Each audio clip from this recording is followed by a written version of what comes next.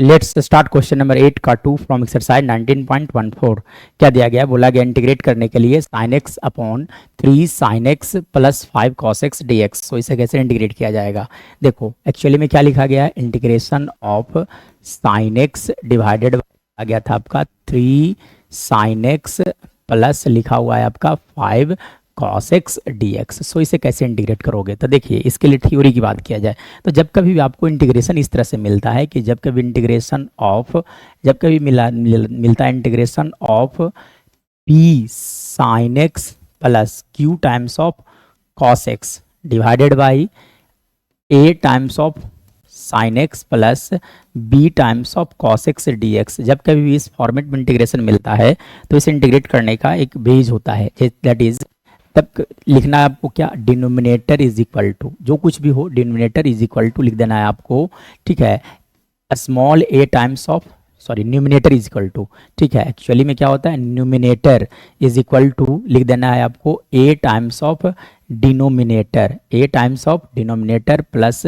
b times of differential coefficient, DC मतलब differential coefficient of denominator रखना याद, ठीक है। मतलब आप देख सकते हैं कि इस क्वेश्चन के अनुसार अगर चला जाए तो आप देख सकते हो कि न्यूमिनेटर में क्या लिखा गया, न्यूमिनेटर में लिखा गया साइन एक्स, मतलब साइन एक्स इक्वल टू क्या लिख सकते हो आप, numerator equal to a times of denominator, मतलब आप लिख सकते हो ए टाइम्स ऑफ डिनोमिनेटर मतलब 3 साइन एक्स प्लस लिखे जा सकते हैं 3 sine x plus 5 times of cos x plus b times of differentiation of denominator, मतलब 3 sin x को जब आप डिफरेंशिएट करोगे तो लिखे जा सकते हैं 3 cos x और 5 cos x को डिफरेंशिएट करोगे तो लिखे जा सकते हैं -5 sin x, मतलब आप लिख सकते हैं यहाँ से -5 sin x। चलिए अब ये हो गया a और b, मतलब आपको क्या करना है यहाँ से a और b का वैल्यू फाइंड आउट कर लेना है, नहीं हाउ, मतलब आप लिख सकते हैं यहाँ से sin x इक्वल टू, यहाँ से लिखे जा सकते हैं sin x is equal to चलो आप साइन एक्स वाला टर्म्स को एक साथ कर लो, तो साइन एक्स वाला टर्म्स कौन कौन सा है, एक ये है और एक ये है, मैं इन दोनों टर्म्स को एक साथ कर लेता हूँ, ठीक है, मतलब आप लिख सकते हैं यहाँ से 3a minus 5b times of sine x plus, अब मैं बात करूँ b वाला टर्म्स, तो cos x वाला टर्म्स, तो cos x वाला टर्म्स कौन कौन सा है, लिखा जा सकता है 5a प्लस लिख सकते हो आप यहाँ से 3b times of cos x,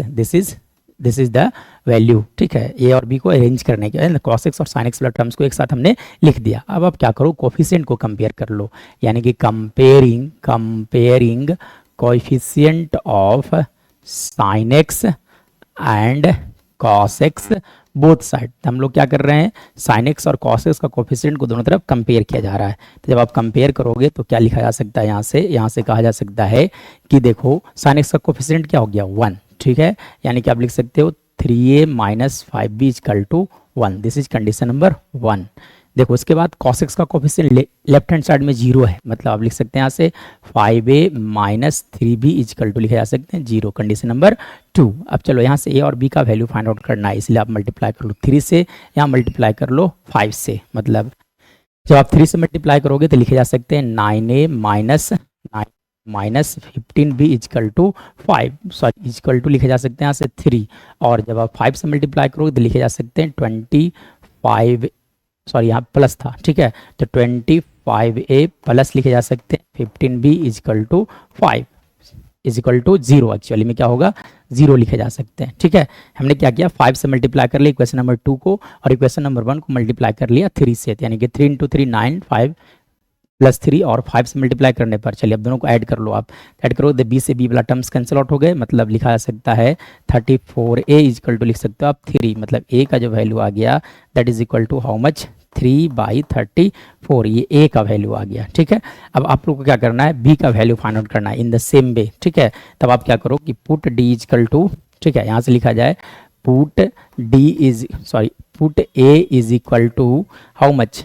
3/34 in equation number 1, चलिए या तो 2 में रखा जाए, ज़्यादा इजी पड़ेगा, इन इक्वेशन नंबर 2, तो चलिए इक्वेशन नंबर 2 में क्या रखो आप, तो 5a प्लस लिखा गया था 3b इजकल टू 0, मतलब 5 इंटू ए का वैल्यू कितना आया 3/34 इजकल टू आप लिख दो यहाँ से -3b। तो देखो 3 से 3 कैंसिल आउट हो गए, मतलब b का जो वैल्यू आ गया -5/34 लिखा जा सकता है। यानी कि हम लोगों ने क्या किया, a और b का वैल्यू फाइंड आउट कर लिया है। चलिए, तब हम लोगों ने क्या किया था कि sin x का जो वैल्यू था उसे हम लोगों ने कुछ ऐसा कंसिडर किया था a और b के टर्म में। मतलब यहाँ से आप लिख सकते हो, लिखा जा सकता है क्या,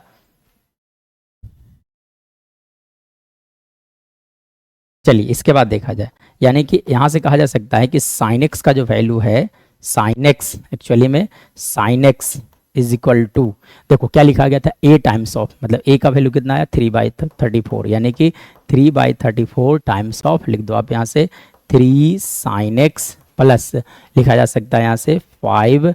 cos x प्लस, चलिए b का वैल्यू कितना आया -5/34, -5/34 टाइम्स ऑफ लिख सकते हो आप यहाँ से 3 cos x minus 5 sin x लिखे जा सकते हैं। चलिए, तो यानी कि sin x का जो वैल्यू था वो हमने इस तरह से लिख लिया। अब देखिए, अब इंटीग्रेट जो करना था उसे एक बार लाया जाए। तो क्या इंटीग्रेट करना था, अब अकॉर्डिंग टू क्वेश्चंस क्या दिखे गए थे, integration of sin x divided by लिखा हुआ था 3 sin x प्लस लिखा गया था आपका 5 cos x into D x. और इसका इंटीग्रेशन करने के लिए sin x को आप लिख सकते हो, क्या लिखा जा सकता है 3/34 इंटू लिख सकते हो आप 3 sin x plus 5 cos x minus 5/34 into लिखा जा सकता है 3 cos x minus 5 sin x divided by आप लिख सकते हैं यहाँ से 3 sin x plus 5 cos x का dx लिखा गया था एक्चुअली में, ठीक है। चलिए, अब इसके बाद क्या किया जाएगा, तब देखो सिर्फ और सिर्फ इंटीग्रेट करना है। अब आप इंटीग्रेट करने के लिए क्या करो, दो पार्ट में स्प्लिट कर दिया जाए, ठीक है। तो जब आप दो पार्ट में स्प्लिट करोगे तो 3/34 कांस्टेंट इंटीग्रेशन से बाहर किया जाए, तब आप लिख सकते हो यहाँ से 3 sin x plus 5 cos x divided by 3 sin x plus 5 cos x dx। और सेकेंड पार्ट में लिख सकते हैं आप -5/34 इंटू लिख सकते हो आप 3 cos x माइनस लिखा जा सकता है 5 sin x डिवाइडेड बाई आप लिख सकते हो यहाँ से 3 sin x plus 5 cos x dx। चलिए, अब देखिए दोनों टर्म्स सेम कैंसिल आउट हो गए, मतलब यहाँ से आप लिख सकते हो क्या 3/34 लिखा जा सकता है 3/34 इंटू एक्स, क्योंकि यहाँ पे देखो दोनों टर्म्स कैंसिल आउट हो गए। तो dx का इंटीग्रेशन x माइनस 5/34 इंटू, चलिए अब इसे कैसे इंटीग्रेट करोगे, तो देखो इंटीग्रेशन का एक फॉर्मेट होता है कि f' डिवाइडेड बाई fx, मतलब fx का डिफरेंशिएशन अगर न्यूमिनेटर में है, डिनोमिनेटर का डिफरेंशिएशन अगर न्यूमिनेटर में है तो इसके लिए इंटीग्रेशन लिखा जाता है log mod fx plus c लिखा जाता है। So we can by using this, है ना, we can write here log mod लिखे जा सकते हैं 3 sin x plus 5 cos x plus c। This is our right answer.